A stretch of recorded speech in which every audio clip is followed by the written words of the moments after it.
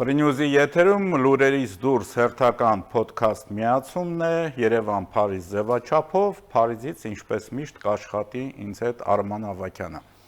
Բարև Արման ջան։ Ողջույն Գագիկ ջան, ինչպես ես։ Լավ, ասում եմ չասենք Եվրոպային շնորհավոր։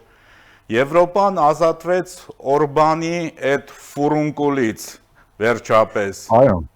վերջապես այո, եւ դա ոչ միայն իօքուտ Ուկրաինայի էր, այլ նաեւ հենց Հունգարիայի, որովհետեւ կային բազմաթիվ ծրագրեր, որոնք արկախված էին եւ Օրբանի բացահայտ հակա եվրոպական քաղաքականությանը ըստ այդմ վերջ դրվեց, չնայած չպետք է բացառենք նաեւ, որ երիտասարդ Մագյարը, որը եկավ նրան փոխարինելու, ոչ վաղ անցյալում նրա կուսակիցն է եղել եւ նրանց հայացքները այնպես չէ որ ամբողջովին պրոեվրոպական են, սակայն պրոռուսական էլ չեն այլևս։ Հա, դե Մադյարը ինքը նույնիսկ ասեց, հա, գերակայությունները, այսինքն այսօր գերակայությունները Հունգարիայի դա ՆԱՏՕ-ն է, Եվրամիությունն է, իսկ որտեղ ՆԱՏՕ, Եվրամիություն եւ որտեղ Ռուսաստան, այստեղ արդեն հարցի պատասխանը կա։ Բնականաբար ինքը այդ Ֆիդեսի նախկին անդամ է, ընդ որում ակտիվ, եթե չեմ սխալվում, ինքը եղել է այդ կուսակցության երիտթևի ակտիվիստ ժամանակին։ Եվ այնտեղ խնդիրներ կար նրա կնոջ հետ կապված, ինչի պատճառով ինքը դուրս էր եկել եւ այլն, դե այսպես ասած այդ մարդկանց խոհանոցը կամ լվացքը չփորփրենք, բայց ամեն դեպքում ինքնին երևույթը, որ երկրի ժողովուրդը 2/3-ով ճանապարհեց Օրբանին, դա բավականին լուրջ հանգամանք է եւ բավականին լուրջ նախազգուշացում է եվրոպական մյուս այն երկրներին, որոնք պրոռուսական կամ թաքնված Սլովակիայի նման։ Այո, Սլովակիայի նման, այնտեղ կա նաեւ ինչ որ առումով խուսանավող Չեխիա, այնտեղ էլի կան երկրներ, որոնք տենց բացահայտ պուտինիզմով տարված չեն, բայց նաև դեմ չեն Պուտինի հետ գոնե թե առևտուր անելուն, հա? Ինչ խոսք, որը կարող է ըստ այդմ թվալ անկեղծ քաղաքականություն եւս, որովհետեւ հենց այսօր է օրինակ լսում առավոտյան, որ Ռուսաստանի էքսպորտները, նավթամթերքների էքսպորտները կրկնապատկվել են անցած տարվա հետ համեմատած 19 միլիարդից ավել, բնականաբար օգտվելով Իրանում կատարվող իրադարձություններին։ Այո, Հորմուզի խնդիրը իրենց օգուտ տվեց։ Այո, իրենց օգուտ տվեց եւ երկրներ կան, որոնք բաց են, հա, ուզում այդ առևտուր իրականացնեն Ռուսաստանի հետ, այսինքն մի կողմից առևտուր, բայց մյուս կողմից գաղափարների իդեաները մի տեսակ աչք ենք փակում։ Ըստ երևույթին, եթե հետ գանք նորից Հունգարիային, հունգարացի ժողովուրդը հանդիպում ուներ պատմության հետ։ Արդյոք նրանք վերջի վերջո կանգնում էին պատմության ճիշտ կողմում, եվրոպական ուղու կողմին եւ թե նրանց պաշտպանությունը Ուկրաինային եւ թե հատկապես այդ այսպես ասենք անառողջ թելերը, որոնք տանում էին դեպի Ռուսաստան, եւ դրանք արդեն ակնառու էին դարձել այն աստիճանի, որ ժողովներ էին արվում այնպես, որպեսզի Օրբանի ներկայությունը չլինի, կամ Օրբանն էլ իրեն չէր ներկայանում, այն որ աչք են փակում, բայց օքեյ է տարբերակով եւ խաղում էր երկու կողմի վրա, հա, մերթ Եվրոմիություն, մերթ Պուտինյան Ռուսաստան եւ այդ խաղը վերջի վերջո բերեց իր հանգուցալուծման 16 տարի կառավարումից ի վեր եւ ժողովուրդը դու տեսար ինչպիսի մեծ խանդավառությամբ դուրս եկան եւ դուրս շպրտեցին ու շատ հետաքրքրությամբ այդ խանդավառությունը լրիվ թարս հասկացվեց երկրում որոշ ուժերի կողմից։ Այո, եւ այստեղ շատ հետաքրքիր է, որ շատ լուրջ մտահոգված լինելու պատճառ ունեն թե Կրեմլում, թե Վաշինգտոնում, չմոռանանք, թե ինչպիսի զոհողությունների գնաց նաև Թրամփի Թրամփը եւ Թրամփի շրջապատը, երբ որ Վենսը, որ այնտեղ է։ այո, Վենսին գործուղեցին այնտեղ, Թրամփի ուղերձ հնչեցվեց, այն տրամաբանությամբ, որ հիմա հունգարացի էլեկտորատը պետք է անսա բանին, հա, ամերիկյան ցանկություններին եւ ընտրի ամեն դեպքում կրկին Օրբանին, որովհետեւ խոստացում էր նաև փողեր, բայց այստեղ փողերն էլ չաշխատեց, ընդ որում երկուստեք չաշխատեց, թե ռուսական փողերը չաշխատեցին, այստեղ ուրիշ պատմություն է, հա, որովհետև տես, ասում են համարյա 50 քաղտեխնոլոգիական խմբեր են գործուղվել Հունգարիա, Բուդապեշտում, նստած։ Զարմանալի չէ։ Հա, եւ ասում ամենահետաքրքիրը իդես ինչը, որ այն գումարները, որ հատկացրել է Ռուսաստանը, հա, Կիրիենկոյի բարձր հովանու ներքո, այդ գումարները հիմնականում ծախսվել է ռուսալեզու սոցցանցերում ինչ-որ պրոդուկտներ տարածելու վրա։ Մի հարց, Հունգարիայում քանի հոգի ռուսերեն գիտեն, հա, այսինքն հոգի ասելով քանի հազար, քանի տասնյակ հազար հունգարացիներ գիտեն ռուսերեն, որ իրենց այդ բանը, կոնտենտը, ռուսալեզու կոնտենտը պետք է մտնեին ու կարդային ու դրանով որոշում կայացնեին քվեարկել Օրբանի օգտին, Ռուսաստանը ասել կուզե այդ փողից էլ կերան։ Հա, քերեցին իրենց ավանդական բաներով, իրենք լավ կարողացան քերեն, դա շատ լավ բան է, որովհետև այսօր ակնհայտորեն Հայաստանում նույնպես աշխատում են նման խմբակներ,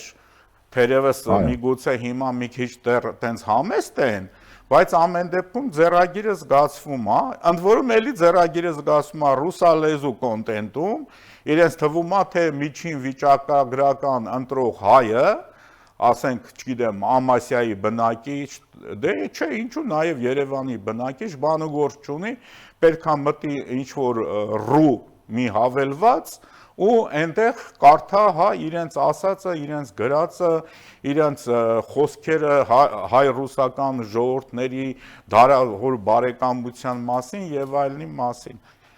Դա շատ լավ է, այդ իմաստով շատ լավ է, որովհետեւ այս մարդիկ երբեք չեն փոխվում, այս մարդիկ երբեք պատմությունից դասեր չեն քաղում ու հուսանք, որ այսպես շարքով եթե գանք Ռումինիա, Մոլդովա, հիմա Հունգարիա եւ հիմա Հայաստանում նույն բանը պիտի կրկնվի եւ ինչպես Պուտինն էր ասում, իրենց պրոռուսական ուժերը ոչ մի բանի չեն հասնի։ Եվ ինչ խոս, նրանք օգտագործում են բնականաբար լծակները տարբեր են Հունգարիայի մասին դու մատնանշեցիր, Մոլդովայում գիտենք ինչ լծակներ կիրառվեցին, դրանից հետո նաև Վրաստանում ինչ լծակներ կիրառվեցին, հիմա նույնը շարունակում է Հայաստանում, բնականաբար որպես հենք հիմք հանդիսանում է քեշով փողը, հա, գումարը, հենց կանխիկ մեթոդով, այսինքն որը Վրաստանում հաջողությամբ կիրառեցին Իվանիշվիլի պարագայում եւ կիրառեցին դա եւ այո, հիմա պետք է ինձ թվում է նաեւ մենք դա վերցանենք եւս եւ նաեւ վախի մթնոլորտը, հա, վախը ուկրաինացում, բան, այդ նույն բաները, որոնք հեսա կամած մեզ մոտ են արդեն լսում եւ ինչ հետաքրիր նաեւ մեզ մոտ նաև կարողանում ենք վերջի տվյալներով տառացիորեն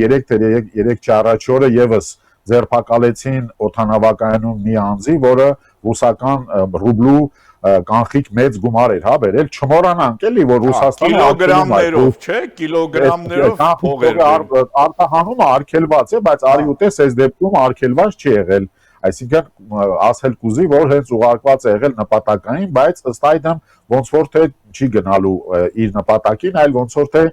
կհասնի մեր բյուջեին, հուսանք։ Մի խոսքով ուզում եմ ասել, այդ գումարային փոխանցումները ունեն կոնկրետ նպատակներ, ամեն օր եւ ոչ մի այստեղ էլ ոչ մի սյուրպրիզ չունենք, հա, որովհետեւ այդ բացահայտումները գալիս են մի քաղաքական ուժի, որի գլխավոր գովազդատուն հենց ինքը Պուտինն էր, հենց Կրեմլից, հա, մատնանշելով ռուսաստանցի այդ գործարարի հնարավորությունների մասին եւ դրանով եւ նրան եւ ըստ իս նաեւ որակազրկելով, որովհետեւ ինչպեսին է լինում արտաքին ուժերի խառնվելը ուրիշ երկրի գործերի մեջ, երբ որ առաջին դեմքի մակարդակով մատնանշվում է այդ փաստը, այսինքն նա որ նա պետք է մասնակցել եւ բնականաբար պետք չէ եւ զարմանալ Հայաստանի առաջին դեմքի ռեակցիան, որը մատնանշեց թե որտեղ են օրենքի ինչ դրույթներ գոյություն ունեն եւ որոնք ոչ մի ընդհանրություն չունեն այն փաստի հետ, որ մենք պրոռուսական ենք կամ պրո-ամերիկյան կամ պրո-եվրոպական, վերջիվերջո պետք է մասնակցել անձինք, որոնք Հայաստանում են բնակվել, չէ, որոշ այնտեղ ուրիշ խնդիր էլ կա նաև 4 տարի պետք է բնակություն հաստատած լինես Հայաստանում, այսինքն ապրես նրա խնդիրներով, նրա խնդիրներով, այլ ոչ թե հիմա լսում ենք 1-2 օր կամ 1 օր առաջ ես նախաձեռնում եմ իմ մյուս անձնագրերից էլ հետ կանգնել, բայց այդպես այնպես չի որ զանգահարում ես Կիպրոս եւ ասում են լավ վաղը բան կանենք պասպորտը կպատրենք արդեն Կիպրոսի քաղաքացի չես այո այդպես չի լինում բնականաբար դա եւս խապկանք է դրանք պրոցեդուրաներ են որոնք երկար են տևում հետաքրքիր կիմանալ օրինակ Ռուսաստանում Կիպրոսում ինչքան է դա տևում եթե այսպես կան ժուրնալիստական կազմեր որոնք կարող են դրանք հետաքննել եւ բացահայտել հետաքրքիր կլիներ նաեւ դա իմանալ բայց վերջիվերջո այստեղ բաց է խաղը գնում եւ ռուսերեն քո ասած կոնտենտը որ տարածվում է հույսը նա է որ ռուսաստանցի երևի թե մեր հայրենակիցները որոնք շատ ավելի հեշտությամբ իրենց ականջին հասնում է ռուսերենը ինչպես կարող է այստեղ ֆրանսայերի մոտ ֆրանսերեն լինել եւ իդեպ կներես մի վարքյան քեզ ընդհատեմ մեր հաղորդումներից հետո բնականաբար ես ընթերցում եմ բոլոր բաները կոմենտները արձագանքները մարդկանց եւ այնտեղ շատ են առանց չափազանցնելու ասենք եթե 250 կոմենտ կա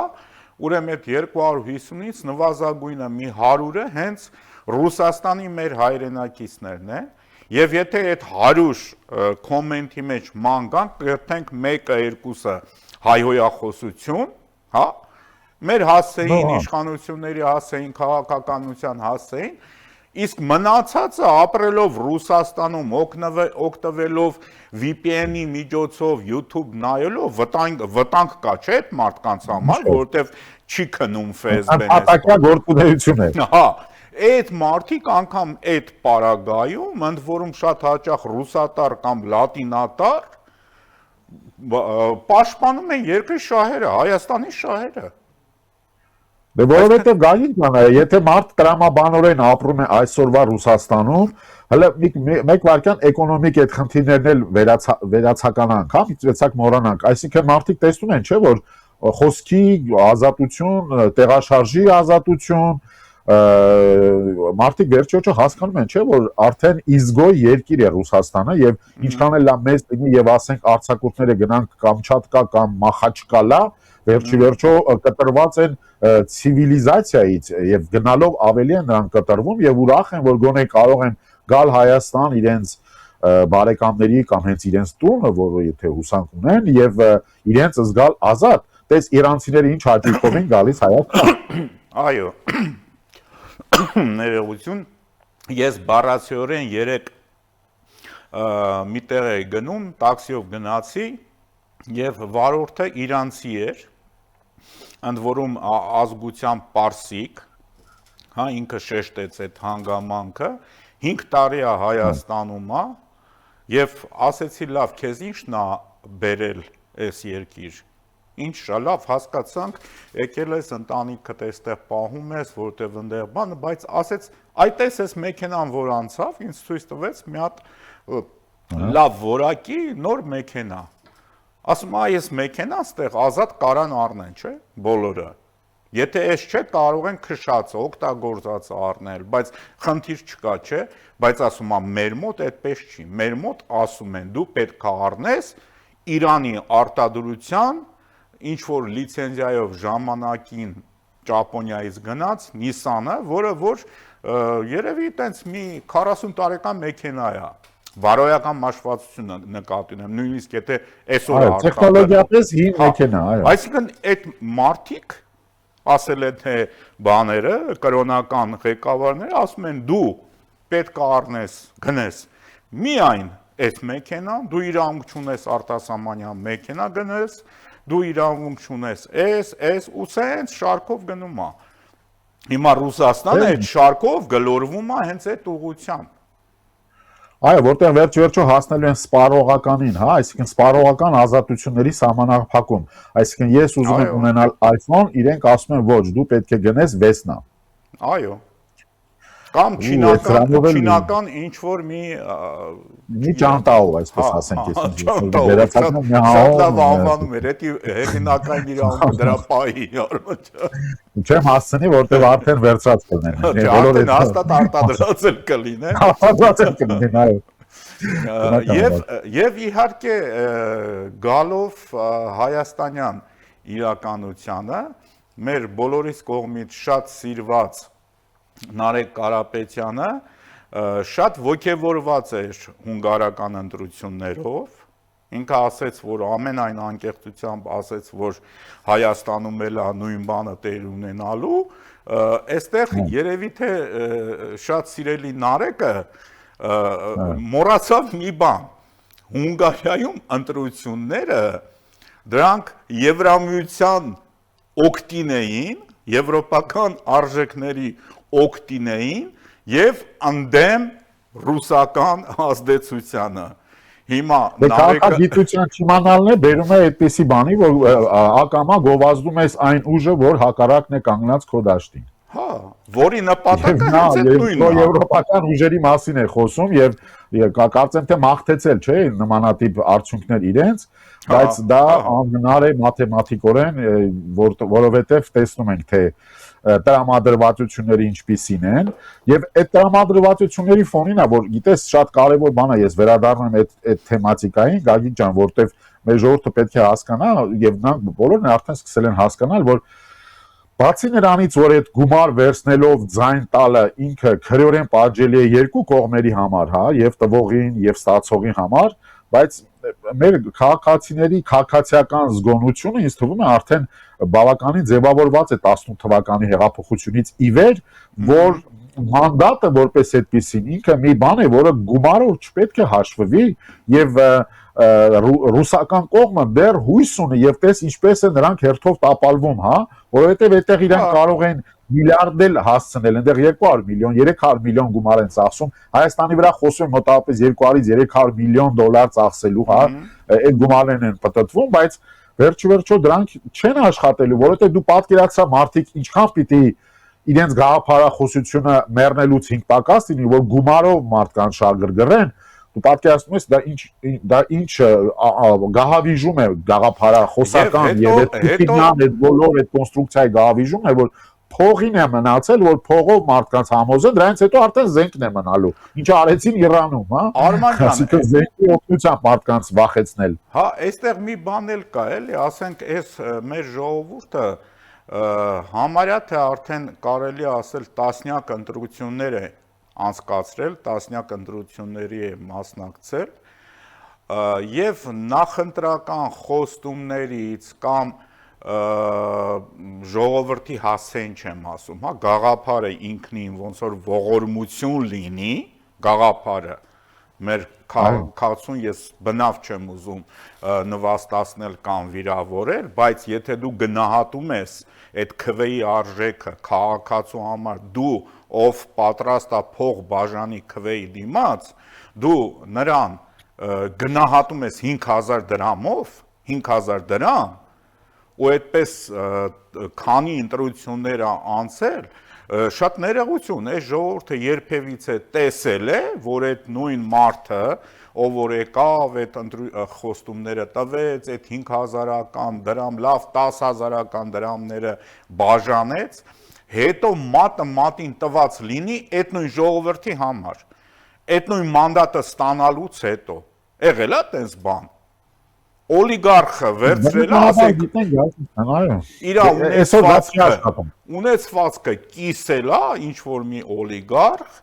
մենք մի մարդ ենք ունեցել, որը բնականաբար օլիգարխ չէր, ամերիկացի մեծատառով մարդ Քրքորյանը, ով մի հսկայական գումար բերեց դրեց իր հայրենիքում բարեգործական նպատակով։ երկիրը շնացնելու նպատակով։ Եվ դա այդ մի դեպքն է եղել։ Հա, էլի են եղել ինչ որ բաներ, ներդրումներ, ես նրանց չեմ թերագնահատում, բայց զուտ որպես մեծ խոշոր ներդրում, դա է եղել։ Գագիկ ջան, գիտես, ես հիմա եթե թույլ տաս նաև դրան գամ անդրադառնամ, որտեղ դա շատ տխուր փաստ է նաև, այսինքն շատ խոսուն փաստ է, բայց մեր ժողովուրդը պետք է նաև հասկանա մի բան, էլի, եթե քաղաքագիտական առումով տեսեք, մի թիմ գոյություն ունի, որը ըստ էության ոնց որ թե գումարի հետ խնդիր չունի, եւ նրանք անընդհատ դա առաջ են տալիս։ Հիմա ուրիշ հարց է, որ դա մի հատ եւս մեկ սխալ են ավելացնում։ Օրինակ իմ համար քաղաքագիտական մեծ, ահավոր մեծ սխալել, վեր կենալ եւ ասել նա 1 միլիարդով իր կարողությունը ավելացրեց բանտում լինելով։ Դա ինչ է նշանակում, հա, ավելացրեց իր կարողությունը։ Եթե օրինակ վեր կանեն եւ հայտարարեն այդ 1 միլիարդ դոլար հավելյալ ավելացումը ուղղվելու է, ասենք թե, չգիտեմ, բժշկությանը եւ Սամվել Կարապետյանը օրինակ կամ Տաշիրի ռեգիոնի բոլոր ժողովրդի վարկերն եմ արելու ինչպես ժամանակին Իվանիշվիլին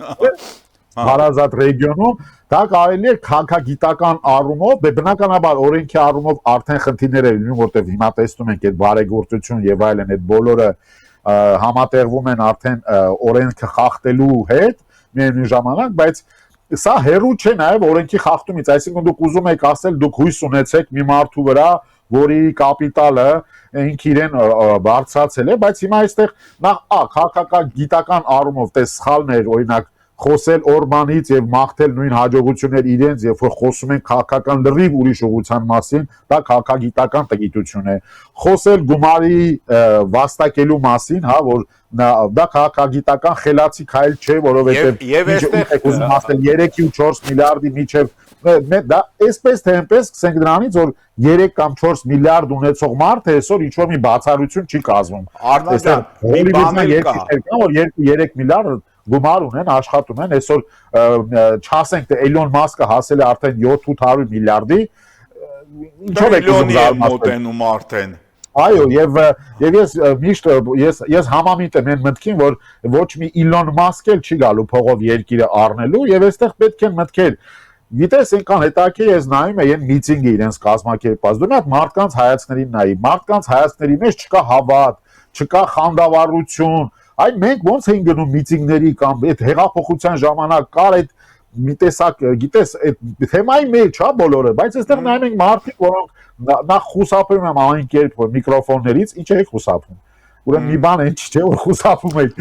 որ ամոթա չտենան, չէ՞։ Ասենք որտեղ դուրս է գալի այդպես ամոթա չտենա, բացի ամոթա է գալ այդ միտինգի։ Արման ջան, քո ասածին մի բան հավելել, երբ որ դու ասեցիր այդ իրենց գումարները, իրենց կարողությունները, չգիտեմ ինչերը, նստած ժամանակ 1 միլիարդով ավելացավ, բան, նախ ներողություն այդ թեման չունի որևիցե թափանցիկություն,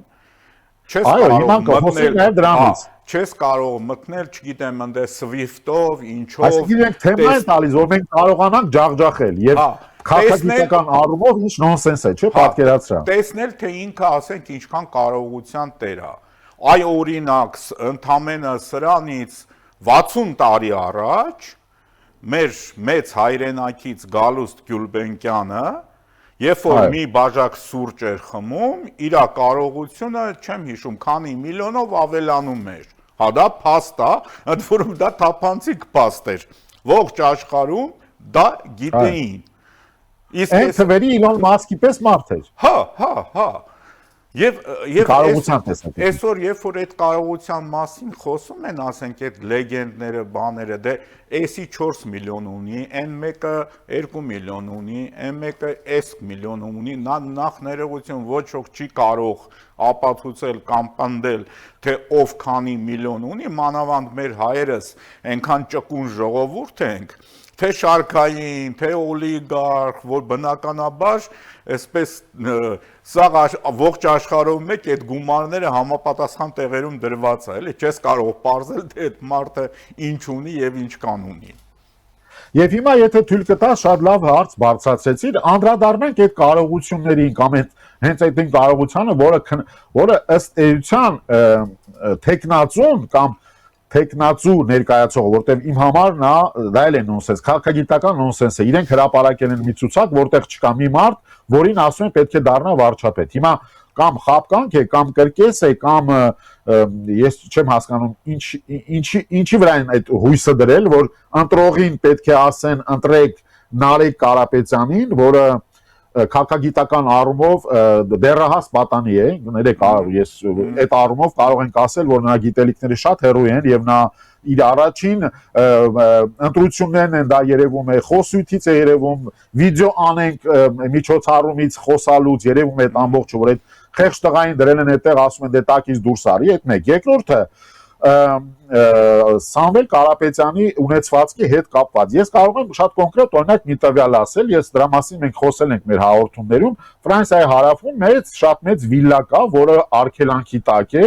եւ նրան կասկածում է եւ Սամվել Կարապետյանի պատկանում, հա, ըստ փաստաթղթային ձևակերպման արգելանքի տակ 50 միլիոն եվրո արժողությամբ, եթե չեմ սխալվում։ Չէ, ավելի քան 150 միլիոն եվրո արժողության, շատ մեծ լուր սկզբում էր արժեքը այդքան եղել, հա։ Հնարավոր է, բայց այսօրվա նրա արժեքը շատ մեծ արժեքով շատ շքեղ մի առանձնատուն է հարավում, ծովափնյա, եւ այսօր ֆրանսիական ղեկավարությունը կասկածում է, այսինքն պատկան մարմինները կասկածում են, որ դա ընդամենը իր անունն է գրված եւ դա պատկանում է Գազպրոմին։ Հիմա գանք մի հատ ուզում եմ ես շատ լավ հասկանամ, այդ բոլոր կոնտրակտները, որոնք կնքված են անշարժ գույքի հետ, հիմնականում Գազպրոմի միջոցով Ռուսաստանում մեկ անգամ եւս։ Գիտես, Աբրամովիչն էլ մեծ կապիտալ ուներ եւ Չելսին շատ դժվարությամբ կարողացավ ծախել, որովհետեւ այդ գումարից գալիս էր Պուտինյան Կրեմլի հոտ։ Այդ ուկրաինական կոնֆլիկտից հետո բոլոր այդ ռուս օլիգարխների գումարները բոլորն էլ հասկանում են, այդ բոլոր գումարները չեն պատկանում հենց այդ մարդուն եւ նրանք կարող են ընդամենը անվանում ունենալ, հա, եւ իրենց անվանումը դնել, ունենալ որոշակի ինչ-որ տոկոսներ եւ այդ գումարը իրենց ցիրկուլյացիա արվի իրենց անվան տակ, բայց ցանկացած պահի կարողանան արգրավել, ցանկացած պահի կարողանան այդ գումարների հետ անել այն ամեն ինչը ինչ կա, եւ դրա համար է որ նրանք մերթ խոսում են դե մենք Հունաստանում ունենք, այստեղ ունենք, շատ հետաքրքիր կլինի ոչ թե խոսել որ 1 միլիարդով ավելացել է, այլ կոնկրետ նշել այդ գումարները որտեղ են, արդյոք դրանք հենց Ռուսաստանում են, արդյոք դրանք գտնվում են օֆշորային զոնաներում, որ արդեն ինքնին, այսպես ասենք, նախընտրական խնդիր է։ Ասենք մի մարդ որ ներկայանում է Կիպրոսի անձնագրով մի ընտրության ցանկացած քաղաքակիրթ երկրում ինքը արդեն այսպես ասենք եթե Կիպրոսի քաղաքացի չէ եւ չի մասնակցում Կիպրոսում նա արդեն կասկածը օթում այդ օթում այդ կասկածը կա որ մի մարդ որտեղ Կիպրոսը հայտնի ինչով օֆշորային զոնա լինելով այո եւ Կիպրոսի անձնագիր վերցնում են ոչ միայն որովհետեւ առանց վիզա կարելի էր գնալ եւ հաստատվել Եվրոպայում ոչ որովհետեւ այնտեղ հիմա դա մի քիչ իհարկե Եվրամիությունը հանգստացրեց այդ թեմատիկան Կիպրոսին բերեց ընդհանուր դաշտ բայց ի սկզբանե հիշենք հա բոլոր ռուս գործարարները իրենց գումարները մաններից այնտեղ են գրանցում հիմա հարց Այդ որ տենց հավեսով ասում եք այդ 1 միլիարդը ավելացել է, բայց մյուս միլիարդներից խոսեք, ինչ գործերի մեջ են, ինչ կապակցություն նրանք ունեն Կրեմլի հետ, ինչ կապակցություն ունեն պետական, ռուսական պետական ձեռնարկությունների հետ։ Բայց ամբողջը պետքա խոսեք, չէ՞, բայց դուք եկել եք ձեր հիմնական ֆիշկան, որ նա միլիարդատեր է։ Չէ, նա միլիարդ ստեղծող մարդ է, միլիարդներ ստեղծող մարդ է, խոսում ենք ընդհանուր առմամբ 4 միլիարդից։ Եվ հայ ժողովուրդը հաստատ համոզված եմ գիտի ինքը չի պատկանում այն միլիարդատերից, որոնք շատ քիչ են։ Նմանատիպ 3-4 միլիարդատերեր, այնպես չի որ ձերքի 10 մատների վրա են, այլ դրանք տասնյակ հարյուրավորներով են, հա, աշխարհում, եւ դա ինչ-որ մի բացառություն չէ։ Ուրիշ բան, որ այդ գումարը արդյոք ստեղծվել է այնպիսի մի կարողությամբ, որով նա սպիտակ, հանգիստ կարող է ցանկացած տեղ ներկայանալ որպես ստվերից դուրս բիզնեսի որպես կարողության տեղ, թե արդյոք օրինակ կպարզվի, որ այդ 4 միլիարդից 3.9 միլիարդը մոտավորապես Կրեմլի հետ կապ ունի եւ ըստ այդմ այդ գումարները այդ ինչպես են օգտագործելու, եթե ոչ Հայաստանում կամ Ռուսաստանում կամ իշա Հայաստանի կամ որտեղ է, էլի, այդտեղ որտեղ է ընտրողը գտնելու շահը, որ իրեն Մոսկվայի գործարարին բերի, որպեսի գա ինչ անի, որ այդ գումարները պահի, ծախսի, կապը չեմ հասկանում։ Նաև ես օրինակն էլ կարող եմ բերել։ Մենք Վրաստանից խոսեցինք, չէ՞, մենք նշեցինք, թե Իվանիշվիլին, մենք ունենք 1 րոպե ժամանակ ինձ նորից հուշեցին, բայց տես, Իվանիշվիլին, ասենք, նախընտրական բարեգործություն արեց, դրա հաշվին ընտրվեց, չէ, հաղթեց ընտրություններում, Բայց դրանից հետո Իվանիշվիլին իր միլիարդները Վրաստանում չծախսեց։ Այսինքն ինքը գրագետ վարվեց, այստեղ օրինակ տելևիզոր է տալիս, այստեղ տելևիզոր էին ուզեցել, չէ՞, այն ասում են ոչ փողը։ Էդ էլ այդ վերջի դեպքը։ Գրագիտություն էլ է պետք։ Բոլոր հարցերում պետք է գրագիտություն, սկսած հայոց լեզվի լավ խոսելուց։ Այո։ Արման ջան, դե մեր եթերաժամն էլ սպառվեց, ինձ թվում է մենք բավականին մեծ ասելիք ունենք, որը կօգտագործենք, այսպես ասած, մեր Կիրակնորյա հաղորդման ընթացքում, մանավանդ այն ժամանակ բազմաթիվ նորություններ կլինեն ինչպես Հունգարիայից, այնպես էլ Օրբանի ճակատագրից, վստահ եմ, որ նրան էսա սպառնում վաղը մյուս օրը, տեսնենք։ Աստված առաջ։ Աստված առաջ։ Շնորհակալություն։ Ես եմ շնորհակալ։ Դե ինչ, այսքանն էր այսօր մեր ոդքասթի քննարկման առարկան, հիշեցնեմ, որ Երևան-Փարիզ ձևաչափով ինձ հետ աշխատում էր Փարիզից իմ գործընկեր Արման Ավագյանը։ Ամենայն բարիք ձեզ։